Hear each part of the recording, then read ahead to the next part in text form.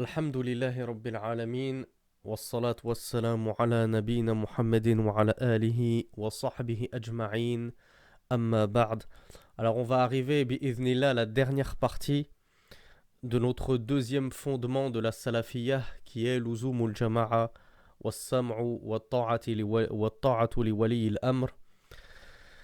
Et on en est arrivé à une parole d'Ibn Taymiyyah. J'ai été coupé, manque de place sur le téléphone dans l'enregistrement, à la parole que nous rapporte donc le Cheikh Mohamed Bazmoul lorsqu'il disait Wal wajib as-sabru ala jawrihim. Il est obligatoire de patienter face à leur oppression, à leur injustice, à leur tyrannie, à ces détenteurs de l'autorité. Ça fait partie des fondements de Ahlus Sunnah wal Jama'a. Et donc Ibn Taymiyyah, rahimahullah, avait dit, comme on l'avait lu, As-sabru ala jawri al-a'imma aslun min usuli ahli sunnah wal jama'a. Donc la patience face à l'injustice des imams, hein, donc on l'avait dit, imam ici c'est le détenteur de l'autorité, c'est le chef, c'est pas juste celui qui dirige la prière dans ta mosquée. La patience face à l'injustice des imams est un fondement parmi les fondements des gens de la sunna et du groupe. Donc on trouve cette parole dans son Majmou', tome 28, page 179. Donc Cheikh Bazmoul hafidhahullah commente en disant وَهَذَا حَقٌّ لأن الأمر بالصبر على جور الأئمة وظلمهم يجلب من المصالح ويدرأ من المفاسد ما يكون به صلاح العباد والبلاد.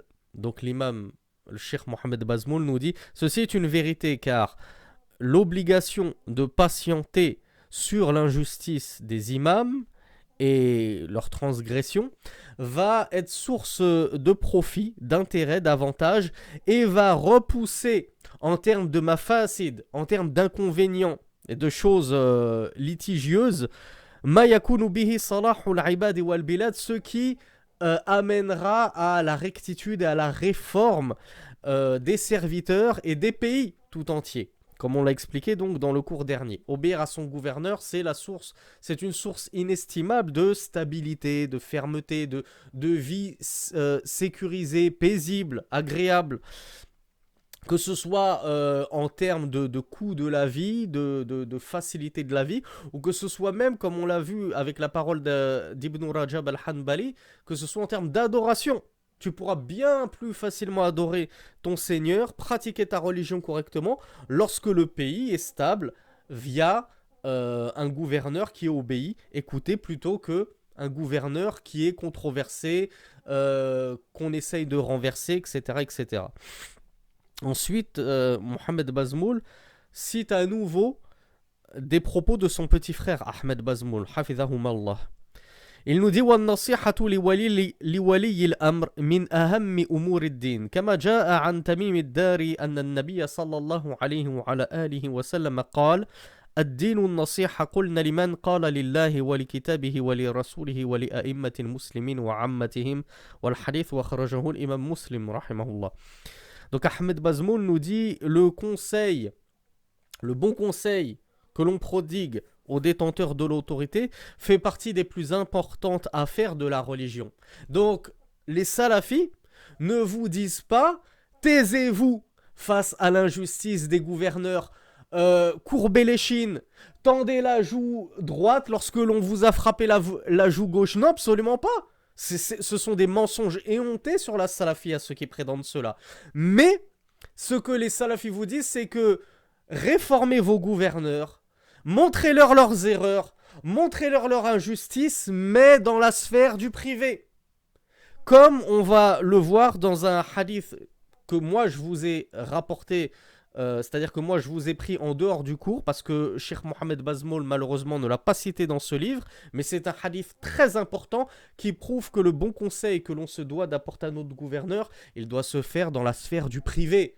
Pas à l'alania, publiquement, du haut des mimbars, du haut de ton compte Facebook et Twitter, etc. etc.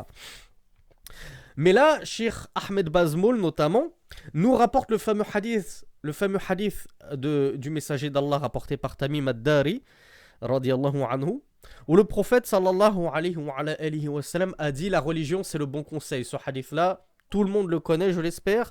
En tout cas, il est authentique, il est rapporté dans le recueil de Muslim. Donc, le messager d'Allah a dit la religion c'est le bon conseil. Les compagnons lui ont dit envers qui au messager d'Allah? Il a dit envers Allah, envers son livre, envers son prophète, envers les imams des musulmans. Ici les imams des musulmans, c'est-à-dire les chefs des musulmans, les détenteurs de l'autorité, wa ammatihim, et le commun des musulmans. Donc en fait, la religion c'est le bon conseil et tu te dois de conseiller tous les musulmans. Tous tes frères et sœurs musulmans, que ces frères musulmans soient gouvernés ou gouvernants, que ce soit les gouverneurs ou les personnes qui subissent éventuellement l'oppression des gouverneurs. Donc, aussi bien tu conseilles ton frère, ton voisin, ton fils, etc., aussi bien, ça fait partie de tes droits et de tes devoirs de conseiller ton gouverneur, mais pas n'importe comment. Donc attention à ne pas vous faire embrigader par l'idéologie takfiri des Khawarij qui vous disent les gouverneurs il faut les dénoncer publiquement parce que leur injustice est publique. Donc il faut combattre leur injustice publiquement et montrer leurs défauts publiquement et chercher à les renverser en excitant les gens publiquement contre eux. Ça c'est absolument pas le minhaj des salafs. Donc avant d'oublier justement ce point, je vais le lire tout de suite, le hadith de Rasulullah, donc qui n'est pas dans le livre de Cheikh Mohamed Bazmoul, et c'est dommage qu'il ne l'ait pas rapporté, parce que c'est la preuve irréfutable que le bon conseil envers les gouverneurs se fait en privé, et non pas publiquement. C'est la parole du messager d'Allah sallallahu alayhi wa sallam qui a dit man arada an yansaha li dhi sultan fala yubdihi alaniyatan walakin ya'khudhu bi yadihi fayakhlu bihi fa in qabila minhu wa illa kana qad adda ma alayhi. Wal hadith akhrajahu al-imam Ahmed fi musnadihi wal imam ibn Abi Asim fi as-sunnah wa sahhahahu al-shaykh al-Albani rahimahullah. Donc dans ce hadith, le messager d'Allah sallallahu alayhi wa sallam a dit quiconque désire conseiller un détenteur de l'autorité, zi sultan, ça veut dire n'importe qui a une autorité sur toi. Fala yubdihi alaniyatan, qu'il ne le fasse pas publiquement devant tout le monde, walakin ya'khudhu biyadihi, mais qu'il le prenne par la main. Fayakhlu bihi. Ça veut dire quoi, yakhlu bihi al-khalwa? Je pense qu'un grand nombre d'entre vous, vous savez ce que c'est qu'al-khalwa, le fameux isolement, notamment entre l'homme et la femme, qui est interdit. Donc lui, il est dit, Rasulullah te dit, fatakhlu bihi. Tu t'isoles avec ce gouverneur que tu veux conseiller. La tubdihi alaniyatan, tu ne l'affiches pas publiquement. Fa in qabila minhu. Si ce gouverneur accepte de toi ce conseil que tu lui adresses dans la sphère du privé, eh bien tu as tout gagné. Tu as tout gagné et tu t'es acquitté de ton devoir. C'est pour ça que Rasulullah a dit wa illa, et s'il n'accepte pas, kana qad adda ma alayhi. Cette personne-là qui aura conseillé son gouverneur en public se sera certes acquittée de son devoir. Et t'as pas à faire plus. On te demande pas de prendre les armes, de prendre la plume, de prendre ton clavier pour commencer à l'afficher. Voilà, moi j'ai conseillé mon gouverneur, mais il n'a pas voulu suivre mon conseil, donc punition, je l'affiche publiquement.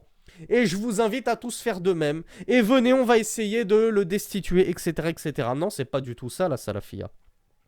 Et là, regardez à quel point les Khawarij contreviennent à la voix du messager d'Allah. Regardez à quel point ils désobéissent sciemment à la parole du messager d'Allah, qui a dit quiconque désire conseiller un détenteur de l'autorité, qu'il le prenne par la main, qu'il s'isole avec lui.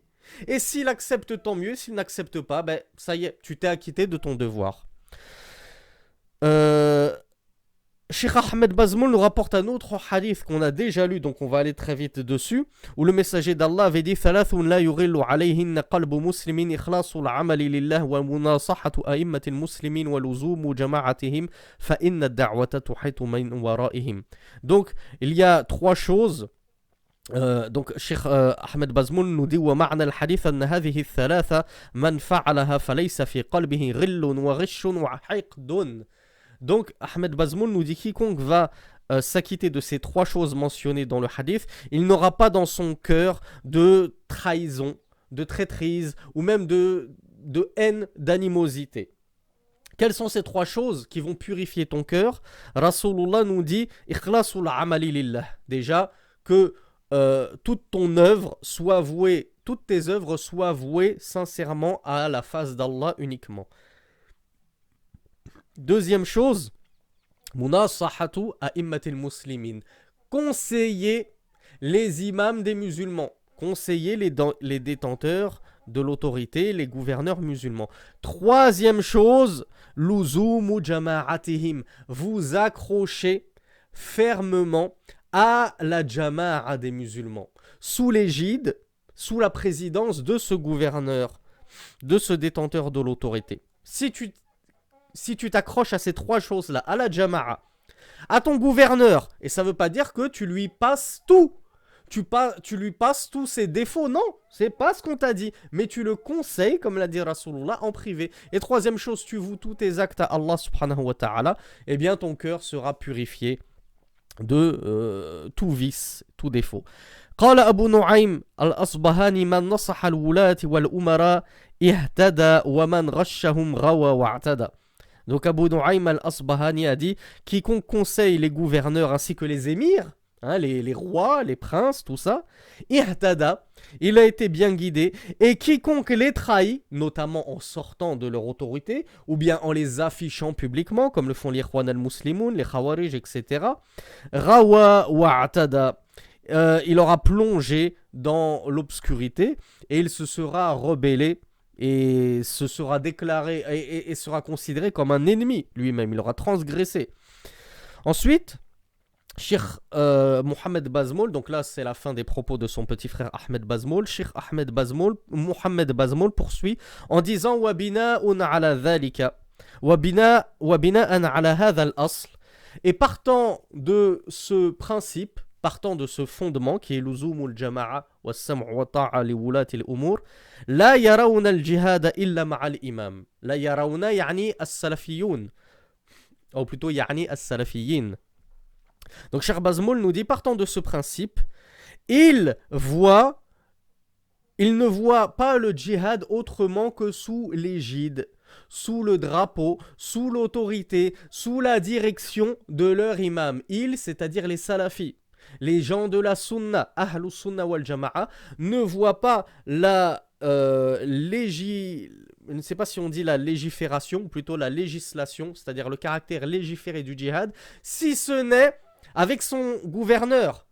Contrairement aux Khawarij qui eux justement voient que n'importe qui peut partir au djihad comme ça, tu sors de l'autorité de ton gouverneur, tu appelles 2-3 amis, tu te constitues un petit groupe et puis tu fais ton groupuscule islamique. Voilà pourquoi ces Khawarij sont divisés eux-mêmes.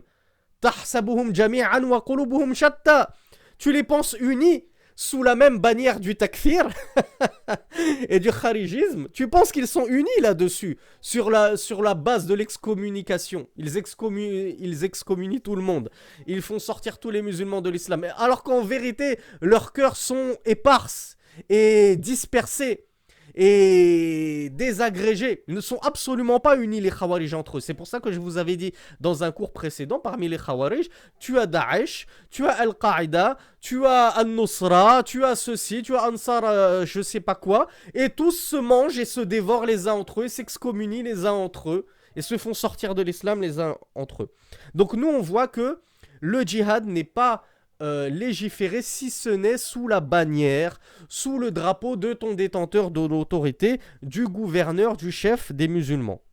Ça, c'est ce que nous apprend Mohamed Bazmoul. Il nous dit, ça, c'est le minhaj des gens de la sunna et de la jama'a. Wa bi'iznihi, et avec la permission de ton détenteur.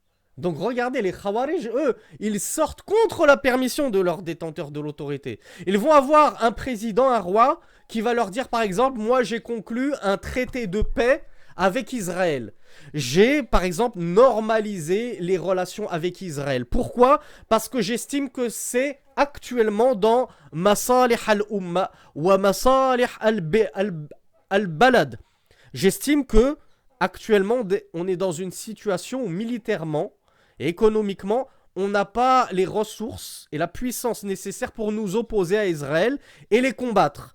Alors le gouverneur estime que pour le bien fondé de son pays et de sa communauté, de ses gouvernés, de ses ressortissants, de ses citoyens, il convient qu'il fasse temporairement un traité de paix avec Israël. Je vous rappelle qu'en islam, il est tout à fait autorisé de signer des traités de paix avec l'ennemi, comme l'a fait à plusieurs reprises le messager d'Allah sallallahu alayhi wa sallam, notamment contre ses plus grands ennemis, ses ennemis de toujours, les polythéistes des Quraysh, les associateurs Qurayshites de la Mecque. Rasulullah a conclu le fameux pacte d'Al-Hudaybiyah, un traité de paix. Mais les traités de paix en islam entre les musulmans et les kuffars, les mécréants, doit forcément être un traité de paix ponctuel, temporaire. Tu ne peux pas être en paix indéfiniment comme ça avec les kuffars, non. Car kalimatullah la budda an ta'alu fil ard. La parole de l'unicité d'Allah subhanahu wa ta'ala doit impérativement dominer le monde entier et gouverner le monde entier et être reine dans le monde entier. Donc, c'est pour ça que dans les livres de fiqh, vous trouverez que le djihad, normalement, il est obligatoire au moins une fois par an. Au moins une fois par an, les gouverneurs musulmans doivent aller lancer un djihad afin que l'humanité tout entière devienne musulmane. Ça, je sais que c'est quelque chose que les imams vous cachent énormément, mais c'est une vérité. Bien évidemment, les imams de France ne peuvent pas dire de telles choses sur le mimbar. Sinon, c'est la fermeture de la mosquée et tout est quanti. Donc, où est-ce qu'on en était ?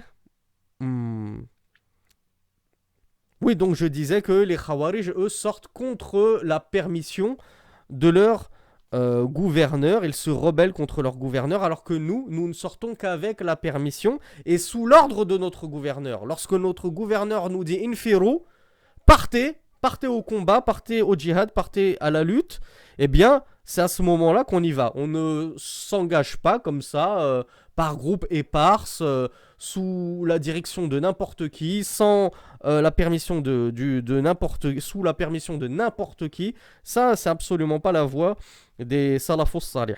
وهذا جاء في الحديث عن رسول الله. Et ceci est venu dans le hadith du messager d'Allah sallallahu alayhi wa sallam, عن أبي هريرة رضي الله عنه, qui a dit: قال رسول الله من أطاعني فقد أطاع الله ومن عصاني فقد عصى الله ومن يطع الأمير فقد أطاعني ومن يعصي الأمير فقد عصاني وإنما الإمام جنة يقاتل من ورائه ويتقى به فإن أمر بتقوى الله وعدل فإن له بذلك أجرا وإن قال بغيره فإن عليه منه. Le hadith akhrajahu l'imam Muslim al-Bukhari fi sahihahi. Donc là, on a un hadith qu'on a lu en partie dans le premier ou deuxième cours. Et là, le Cheikh Mohamed Bazmoul le rapporte dans son intégralité. Le messager d'Allah, sallallahu alayhi wa sallam, a dit: quiconque m'obéit a certes obéi à Allah. Et quiconque me désobéit a certes désobéi à Allah. Et quiconque obéit à mon émir, c'est-à-dire au gouverneur dont j'ai investi de l'autorité, à qui je lui ai confié l'autorité, eh bien, il m'a certes obéi, et quiconque désobéit à mon gouverneur, mon émir, m'a certes désobéi. Innamal imamu junnah, l'imam, c'est-à-dire le chef des musulmans, le détenteur de l'autorité, n'est rien d'autre qu'une protection, un bouclier derrière lequel on se protège. C'est derrière lui qu'on combat. C'est pas devant l'imam, on prend les devants sur le détenteur de l'autorité, on prend des décisions sans son aval, etc., etc. Donc l'imam, le chef des musulmans, n'est qu'une junnah, n'est qu'une protection, n'est qu'un bouclier derrière lequel doivent se réfugier les musulmans et derrière lequel doivent combattre les musulmans. Yuqatalu min wara'ihi, on combat derrière cet imam, derrière ce bouclier. Fa'in wa yuttaqa bihi, on se protège par son autorité justement. Fa'in amara bi taqwallah, si il ordonne, cet imam, ce gouverneur, ce détenteur de l'autorité, s'il ordonne des choses relatives à la crainte d'Allah et qu'il est juste, eh bien, il aura sa récompense, ce gouverneur. Et s'il ordonne autre que cela, c'est-à-dire autre que la crainte d'Allah, et s'il est injuste, alors à lui son lot de péché. Et bien évidemment, le lot de péché de tous ceux qui l'auront suivi dans sa transgression et son injustice. Deuxième point qu'évoque Cheikh Mohamed Bazmoul concernant les salafis, nous dit yahfazuna dhimmatahu. Les salafis, les gens de la sunna, ils préservent le pacte de leur gouverneur, le traité de paix signé par leur gouverneur. Donc, pour ça que je vous parlais tout à l'heure d'un certain pays, par exemple, islamique, dont le roi ou le président, le chef des musulmans de ce pays, aurait décidé de normaliser, de signer un traité de paix avec un pays kafir. Par exemple, Israël. On va citer le pire, par exemple, Israël. Eh bien, les Khawarij, eux, vont sortir de l'autorité de leur gouverneur et ils ne vont pas respecter le pacte de leur gouverneur. Donc, double faute. Ils sortent contre leur gouverneur, ils vont continuer à mener le combat, où ils vont s'élancer dans un combat, dans un djihad contre Israël, sans la permission de leur gouverneur. Et la troisième faute que nous évoque ici Cheikh Mohamed Bazmoul, c'est que la yahfazuna zimmatahu. Ils n'auront pas sauvegardé et préservé les traités, les alliances, les pactes qu'auront contracter leur gouverneur, alors que ceci fait partie de la voie des pieux prédécesseurs des salafos salih. Cheikh Mohamed Bazmoul nous dit, il préserve, il sauvegarde les pactes, les traités, les alliances conclus par leur gouverneur. Yahfaduna zimmatahu fala ya'taduna ala ashabil ahd. Et ainsi, ils ne commettront pas d'injustice et ils ne nuiront pas à tous ceux qui seront protégés par ce pacte. Donc, les Israéliens, par exemple, Israël, on va donner un exemple tout bête, pour synthétiser un peu les choses. Le Maroc et Israël ont signé un traité de paix. Ils ont normalisé leur religion, leurs relations. Donc, traité de paix, on s'engage à ne pas s'agresser et à se livrer guerre mutuellement. Qu'est-ce que ça veut dire? Ça veut dire que la voie des salafs stipule que tous les ressortissants du Maroc, tous les citoyens marocains doivent suivre leur gouverneur dans sa décision, dans le pacte qu'il a signé, dans cette alliance. Et ils ne doivent pas aller combattre, mener des exactions personnelles en dehors de l'autorité de leur gouverneur, en dehors de la permission du gouverneur, pour aller commencer à nuire les Israéliens, à aller jeter des bombes, à poser des bombes, à tirer des missiles, tirer des roquettes, etc., etc., etc. Et pareil, les Israéliens n'ont absolument pas le droit de commencer à menacer le peuple marocain, à leur faire des représailles, à leur nuire, à attenter à leur sécurité, à attenter à leur vie, etc., etc., etc. Les peuples sont soumis au respect du pacte signé par leur gouverneur. Ça, c'est la voie des salafos salih, contrairement à la voie des khawarij, qui, eux, justement, ne respectent aucun pacte. Ils ne respectent aucun engagement. Ce sont les plus grands traîtres de la Ummah. Leur gouverneur signe des traités de paix pour une maslaha, avec sagesse, parce qu'ils voient que ce n'est pas le moment de se déclencher la guerre, parce qu'ils ne sont pas prêts, et eux, ils allument le feu. Et ils allument le feu du suicide. Comme le font par exemple le Hamas contre Israël. Et ça jette des bombes, ça tire des roquettes, ça ne tue personne, ça fait 3 blessés en Israël, et en représailles, qu'est-ce qu'on a? On a le peuple palestinien qui se prend des bombes et des bombes et des bombes, et les morts se comptent en dizaines de milliers. C'est ça l'intelligence? C'est ça le djihad? C'est ça que nous a demandé Rasulullah? Aller blesser 3 ennemis pour qu'en retour on vous tue 10 000 hommes? C'est ça? 10 000 hommes, femmes et enfants? Regardez ce à quoi conduit la sortie de l'autorité de son gouverneur. Le fait d'agir avec passion, avec justement ce tahammous, cette vivacité immodérée, irréfléchie. Regardez à quoi cela conduit. Bien souvent des effusions de sang qui auraient pu être largement évitées.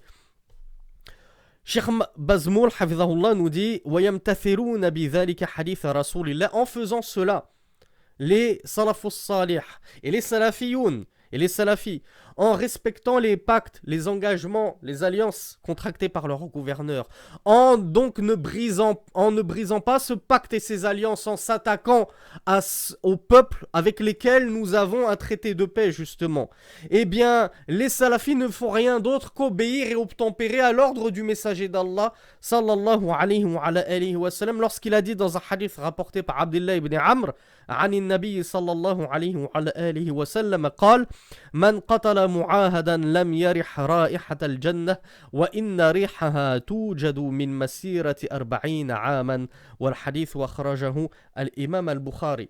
Dans l'authentique de Bukhari, on trouve le fameux hadith du messager d'Allah, je pense que vous le connaissez parce que la plupart des prêcheurs de la Salafia de France aimaient le citer lors des attentats de Nice, par exemple, etc.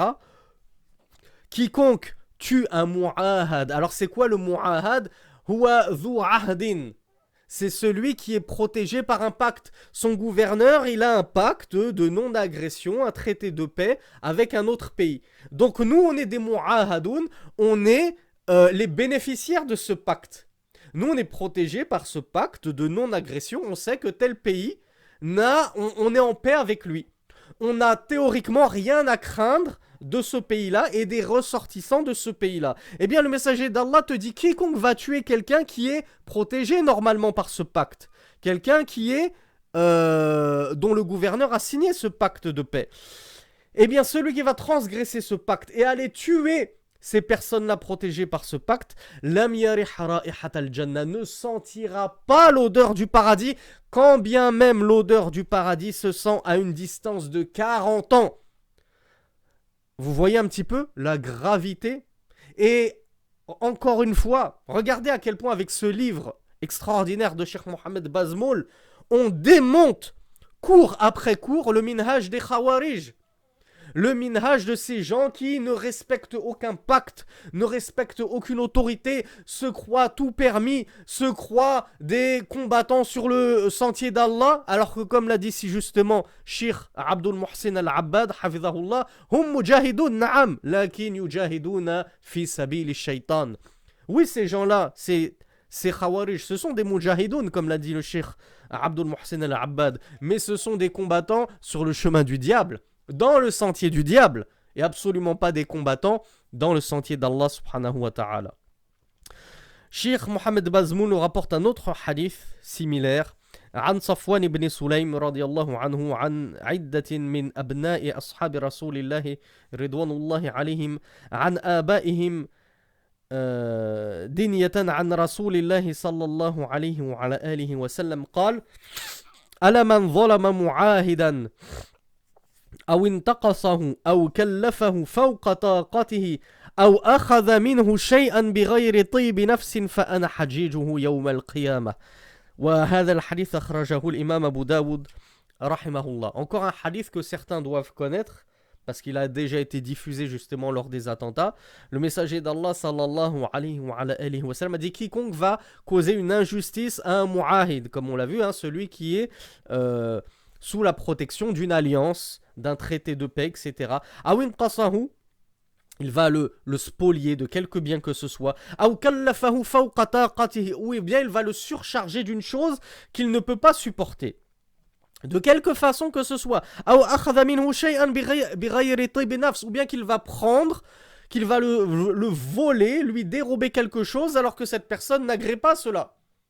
Contre sa volonté, il va lui subtiliser quelque chose. Eh bien, je serai un argument contre lui, Yawm al-Qiyamah.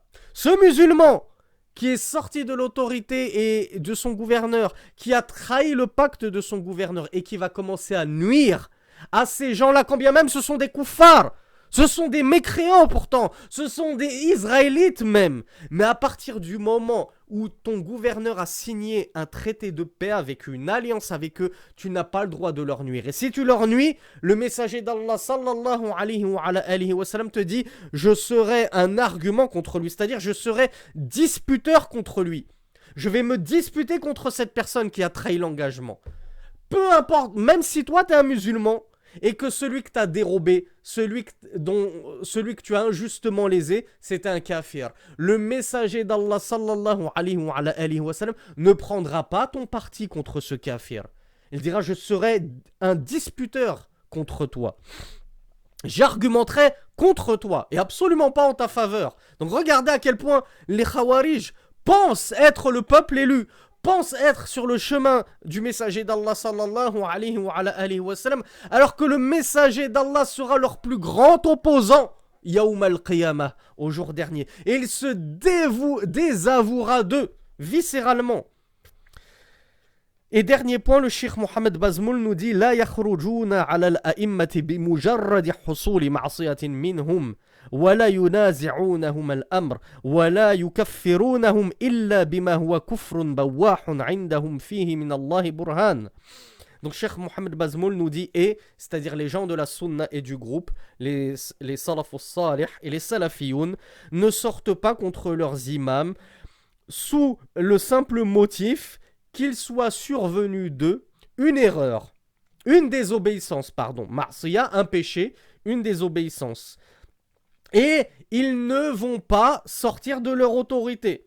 Ils ne vont pas leur disputer l'autorité. C'est-à-dire, ouais, nous, on te destitue et on va prendre le pouvoir à ta place, etc., comme l'avait fait justement les Ikhwan al-Muslimoun contre Moubarak en Égypte, comme le font d'autres dans d'autres pays. On ne dispute pas le pouvoir au gouverneur. On lui laisse son pouvoir.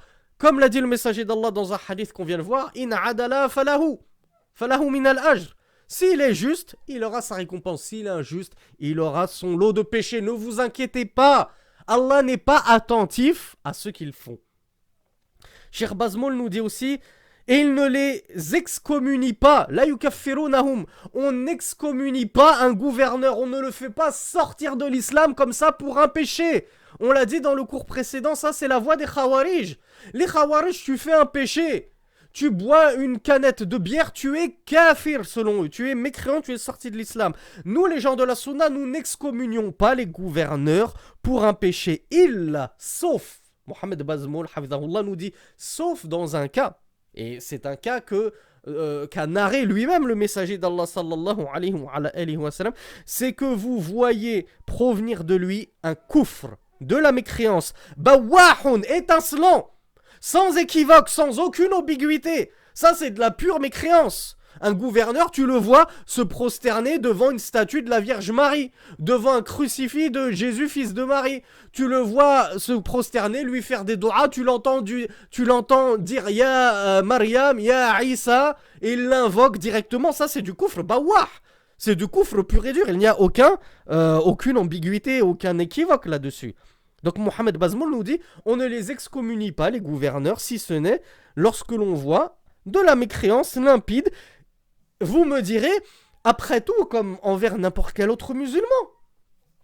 Pourquoi toi, Akhi, quand ta propre femme, ton propre père, ton propre ami, ton meilleur ami, ils font des choses, des péchés très litigieux, tu dis, ah, c'est le jahl, ils savent pas, ils sont ignorants, c'est pas de leur faute.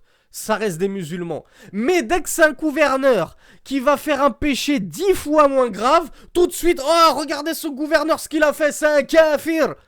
Ne peut faire ce péché qu'un kafir. Vous êtes, eux, plutôt, ils sont, les Khawarij, sans pitié avec les gouverneurs.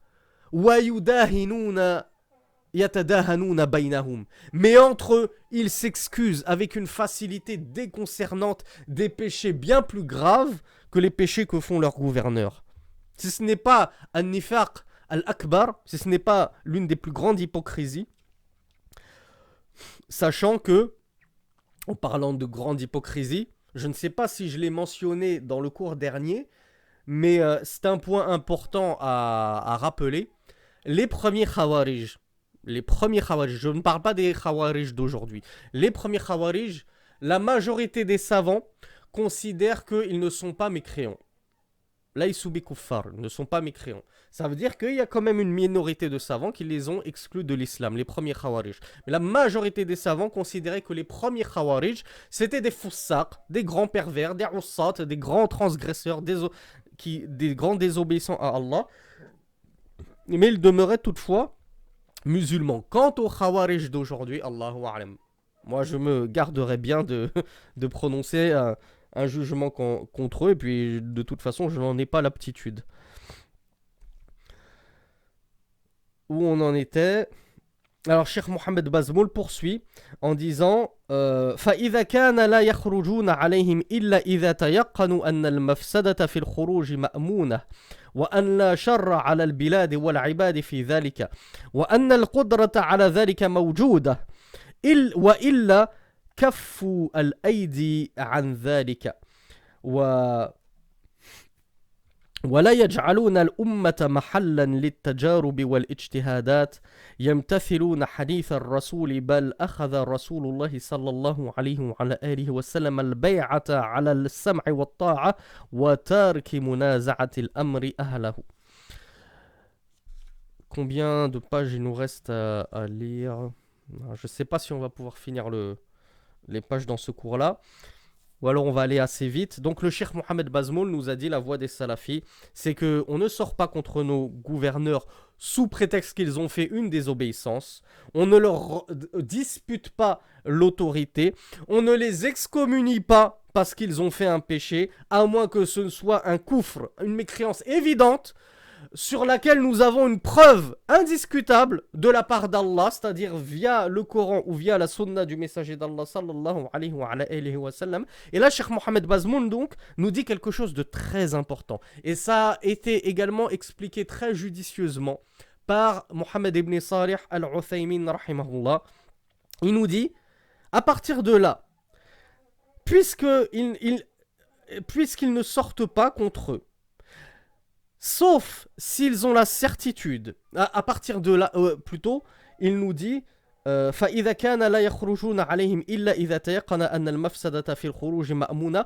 À partir du moment où ton gouverneur va commettre un kufr bawah, par exemple, une grande mécréance, ton gouverneur mérite d'être destitué. Mohamed Bazmoul hafizahullah nous dit, ils ne sortent contre lui malgré tout, ne prennent les armes contre lui malgré tout, que s'ils sont sûrs, tayaqqanu, al-yaqin c'est la certitude, que s'ils ont la certitude que la mafsada, que le préjudice, fil khuruji ma'mouna, qu'il n'y aura pas de grand préjudice à sortir contre ce gouverneur. Première des choses à respecter. Et ça, Mohamed ibn Salih ibn Uthaymin l'avait justement très bien expliqué. C'est-à-dire que si tu sais que en sortant contre ton gouverneur, à la base, théoriquement, tu as le droit de sortir contre ton gouverneur parce qu'il a commis du koufr, il a commis de la grande mécréance, etc., etc.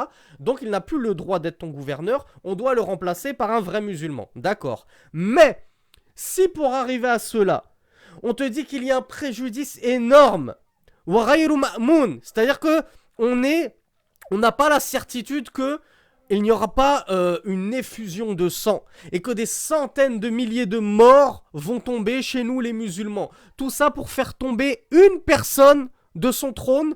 On va sacrifier des centaines de milliers de musulmans. Eh bien, Cheikh Mohamed Bazmoul te dit non.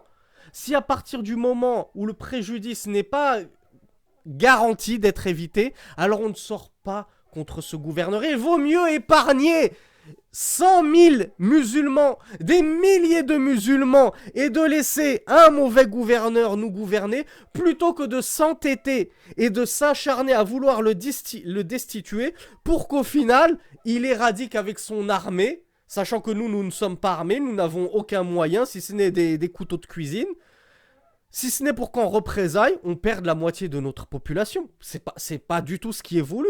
Ce n'est pas ça la sagesse. Donc Mohamed Bazmoul nous dit, si on a la certitude que le préjudice de la sortie contre ce gouverneur peut être évité, et qu'il n'y aura pas de mal qui va se répandre dans le pays au milieu des serviteurs, ce mal que l'on a pourtant vu se répandre en Égypte, en Tunisie, en Libye, en Syrie, dans tous les pays qui ont connu le printemps arabe. Cheikh Bazmoul nous dit, et qu'ils ont al-Qudra, la force, la puissance nécessaire à la dhalika. Il faut que on soit équipé. Il faut qu'on en ait les moyens de renverser ton gouverneur. Mais si, comme je l'ai dit, vous n'avez pas les moyens. Ces gouverneurs, ils ont des tanks, ils ont des bazookas, ils ont des roquettes, ils ont des AK-47, ils ont tout. Et toi, t'as rien du tout, si ce n'est un lance-pierre. Est-ce qu'on va se jeter il a tahluka? Alors que c'est Allah qui nous dit wala tulqu bi aydikum la tahlukati. Ne vous jetez pas de votre propre chef vers la perdition. Ça, ce n'est pas un djihad, c'est un suicide. Tu sais que t'as pas les moyens. Vous êtes 10. Eux, ils sont 100 000.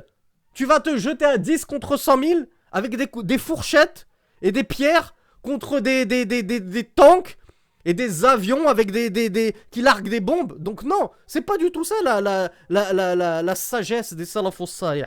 Donc Cheikh Bazmoul nous dit, tu dois avoir la certitude que le préjudice sera bien, que le préjudice de la sortie contre ton gouverneur, qui mérite, hein.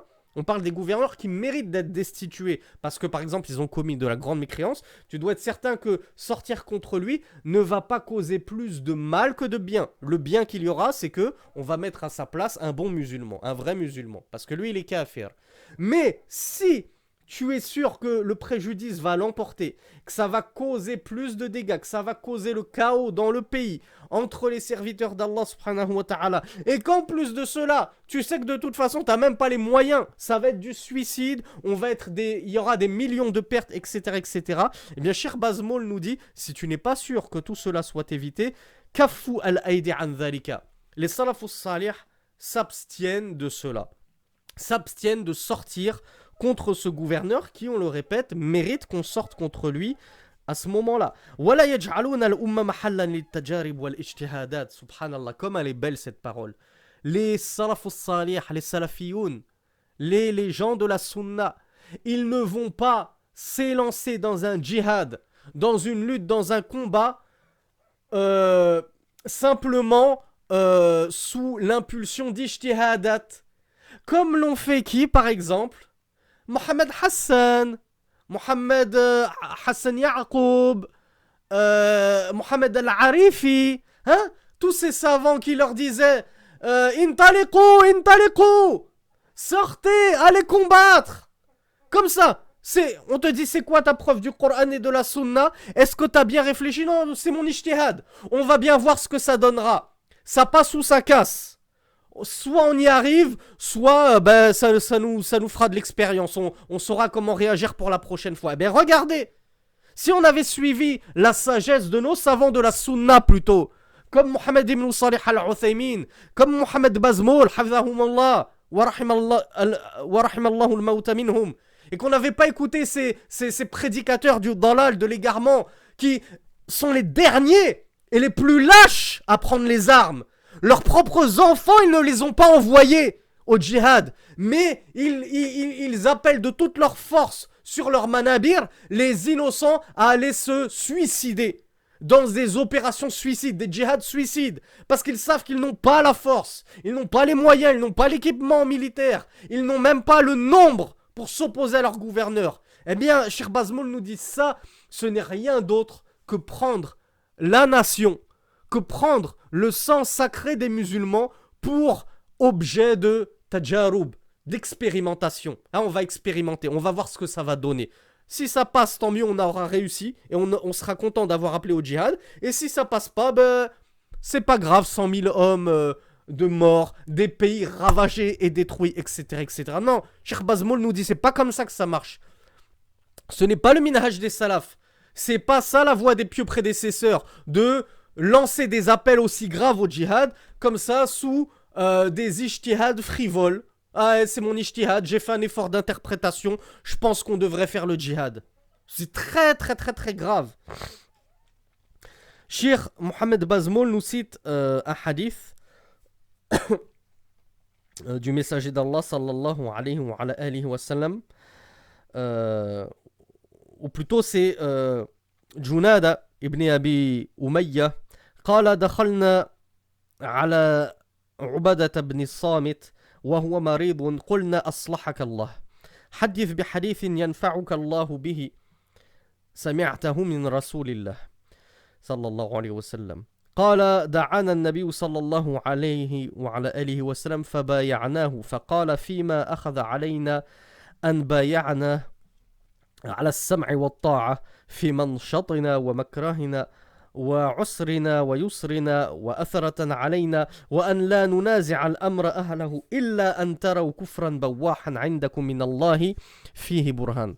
والحديث أخرجه الإمام البخاري والإمام مسلم. Donc là on a un hadith unanimement authentique rapporté par Al-Bukhari et Muslim qui est justement la preuve des propos de Cheikh Mohamed Bazmoul. Vous allez me dire oui, ben Cheikh Mohamed Bazmoul c'est sa parole à lui. Allez, il est où le dalil? C'est vrai, nous les salafis on est habitués à marcher avec le dalil. On suit la vérité envers et contre tout.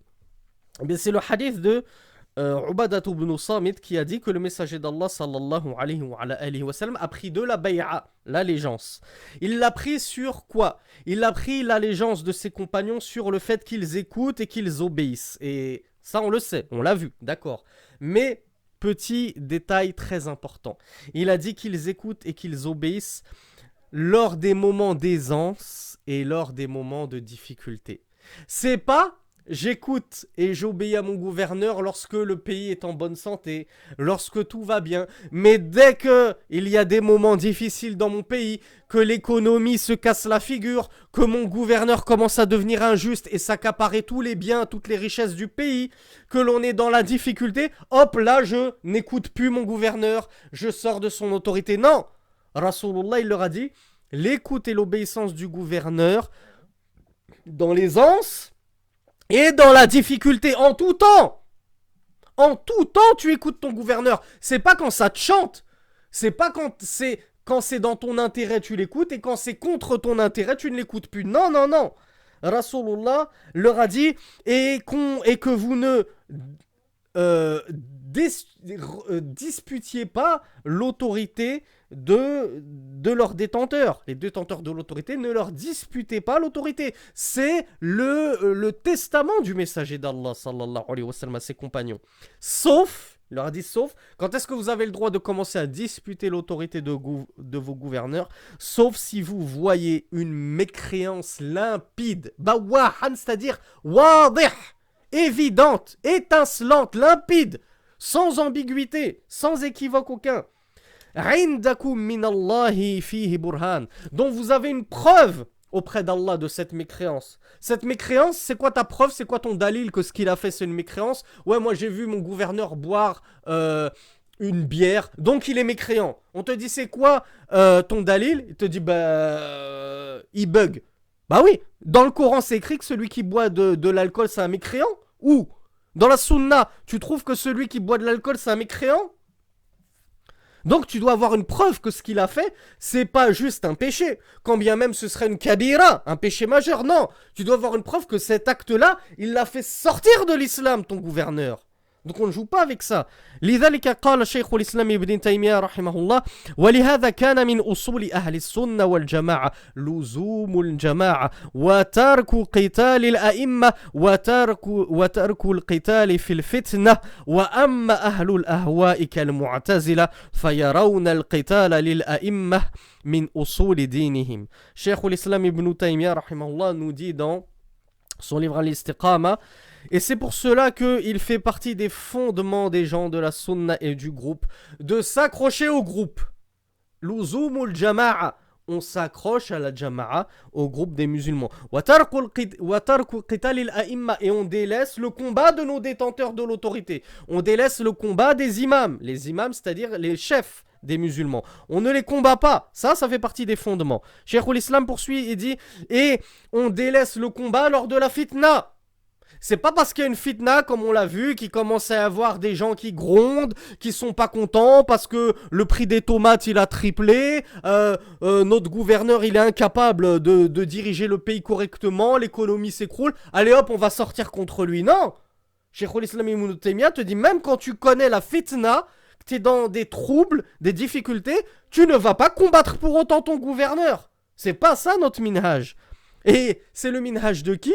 Des Khawarij notamment, et Cheikh al-Islam nous dit, et quant aux gens des passions, comme les Mu'tazila, donc on apprend que les Mu'tazila sont sur le même minhaj que les Khawarij là-dessus, Quant aux gens des passions, comme les Mu'tazila, eux voient le combat contre leur chef, leur imam, faisant partie des usuluddin, faisant partie des piliers de leur religion.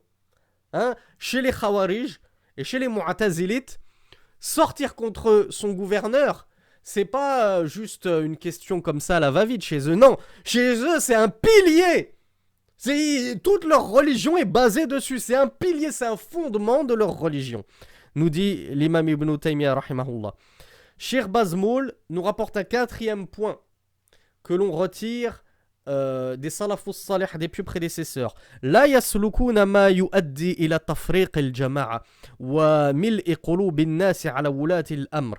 فلا يذكرونهم بالسوء على المنابر أو في المحاضرات أو في الجلوسات وهذا هو الذي دلت عليه النصوص السابقة وثبت من فعل السلف فهذا أسامة بن زيد et je vais lire la suite après la traduction Inch'Allah. Donc quatrième point que l'on retire, Cheikh Mohamed Bazmoul Hafidahullah nous dit les salafus salih, les pieux prédécesseurs, et les salafiyoun, ceux qui suivent le chemin des pieux prédécesseurs, n'empruntent pas la voie qui mènera à la désunion de Al-Jama'a, au démantèlement du groupe, et à charger le cœur des musulmans envers leur gouverneur. Ils vont remplir le cœur des musulmans, c'est-à-dire la voie des salafus salih, ce n'est pas cela, ce n'est pas charger le cœur, remplir le cœur des musulmans d'animosité, de haine, de répulsion envers leurs détenteurs de l'autorité. Non, c'est absolument pas notre but, puisque si tu fais ça, qu'est-ce qu'il va se passer tout naturellement? Si toute la population, tu les as excités, tu les as énervés, tu leur as fait détester leur gouverneur, mais forcément, ils vont tous sortir contre lui, c'est logique. Quand on déteste notre gouverneur, on va tous sortir contre lui. Parce que la majorité des gens suivent leur passion plutôt que leur raison. C'est ammatun, c'est des awam, c'est des gens lambda. Ils n'ont pas forcément la science du Coran et de la Sunna pour se dire ah oui mais ça c'est peut-être pas le minhaj des salafs. Donc voilà pourquoi les salafis, eux, ne vont pas chauffer, ne vont pas exciter les awam, les gens lambda, contre leur gouverneur. Cheikh Mohamed Bazmoul nous dit donc فلا يذكرونهم بالسوء على المنابر. Ils ne vont donc pas évoquer leur gouverneur en mal sur les manabir.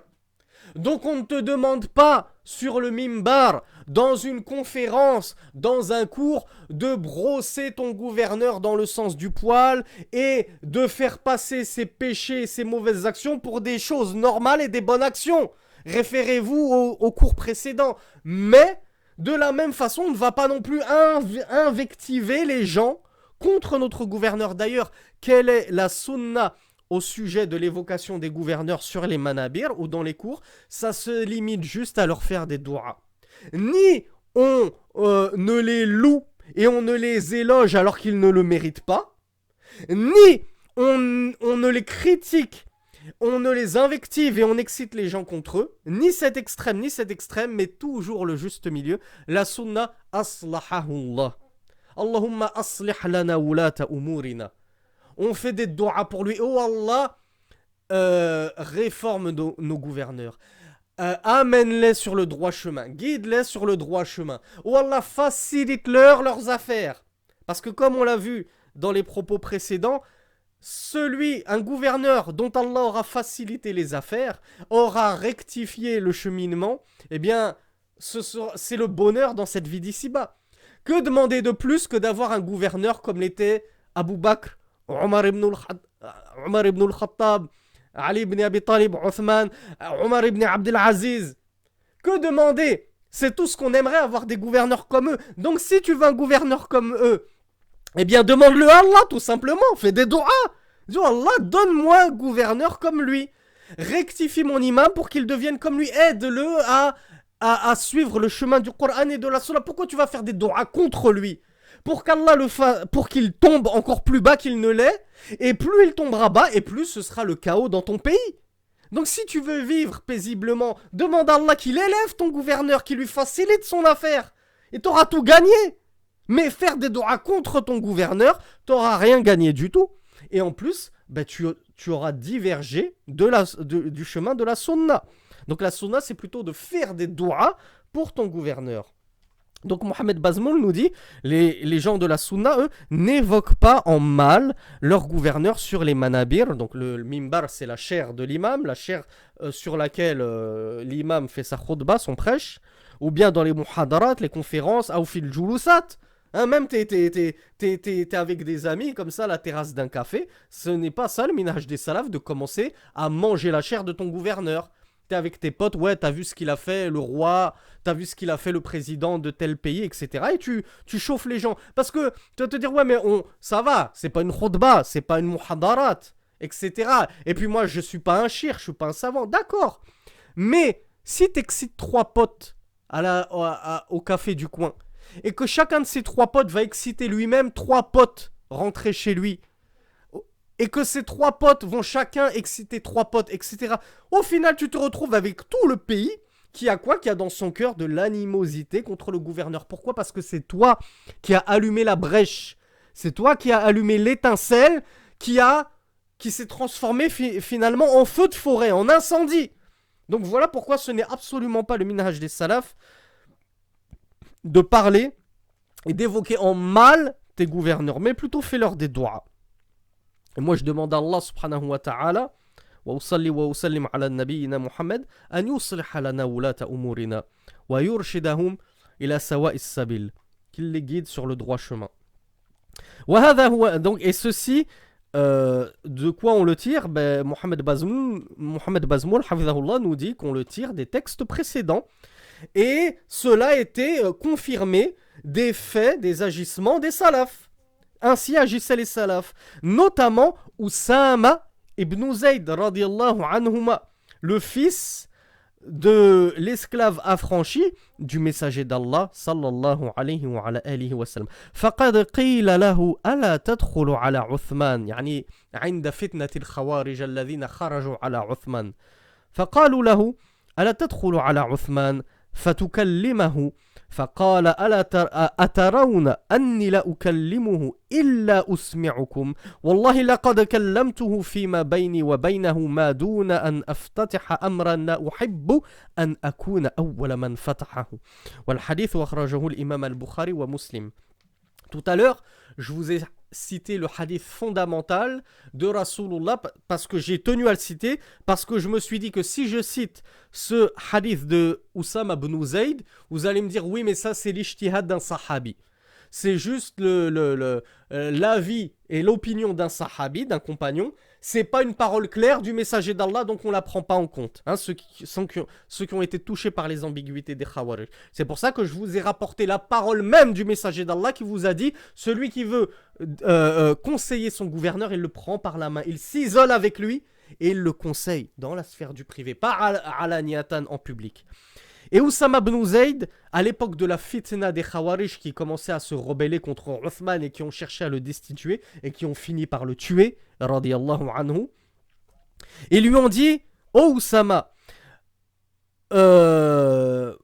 pourquoi n'entres-tu pas auprès de Uthman et ne lui parles-tu pas ?» Alors Oussama leur a répondu « Pensez-vous donc qu'à chaque fois que je parle à Uthman, je vous en fais part ? Par Allah, je lui ai déjà parlé. Mais en privé, fima bainahu wa baini. Entre nous, on n'était que tous les deux. Je lui ai pas parlé en public devant tout le monde. Non, je lui ai adressé le conseil, je l'ai conseillé, je lui ai parlé fima baini wa bainahu, entre nous deux seulement, sans que je n'ouvre par cela, c'est-à-dire par le fait de lui parler publiquement, comme vous voulez que je le fasse. Vous attendez que je lui parle devant tout le monde, que je l'affiche devant tout le monde. Non, je lui ai parlé à Uthman, je vous ai pas attendu, mais en privé, entre lui et moi. Parce que je ne voulais pas ouvrir une porte, le fait de parler sur son gouverneur en public devant tout le monde, une porte que j'aurais été le premier à ouvrir. Qu'est-ce qu'on en entend? C'est-à-dire qu'à l'époque du califat de Uthman ibn Affan radiyallahu anhu, Oussama ibn Zayd radiyallahu anhu nous apprend que ça n'existait pas de critiquer son gouverneur en public, de l'afficher devant tout le monde. Lorsque tu devais conseiller le détenteur de l'autorité, tu le faisais en secret, en privé. Oussama te dit, si j'avais agi en public comme vous l'attendez de moi, j'aurais ouvert une porte et j'aurais été le premier à ouvrir cette porte. Cette porte au chaos, à la fitna, au trouble, au désordre. Ça n'existait pas à leur époque. هذا عبد الله ابن أبي أوفى فقد أخرج أحمد في مسنده قال. Alors tatati tatata, j'en viens directement à ce qui nous intéresse pour gagner du temps. قال فما فعل والدك قال قلت قتلته الأزارقة فقال يعني عبد الله ابن أبي أوفى وهو صحابي رضي الله عنه لعن الله الأزارقة لعن الله الأزارقة حدثنا رسول الله صلى الله عليه وعلى آله وسلم أنهم كلاب النار قال يعني سعيد بن جمهان الأزارقة وحدهم أم الخوارج كلها أم الخوارج كلها قال بل الخوارج كلها قال قلت فإن السلطان يظلم الناس ويفعل بهم قال فتناول بيدي فغمزها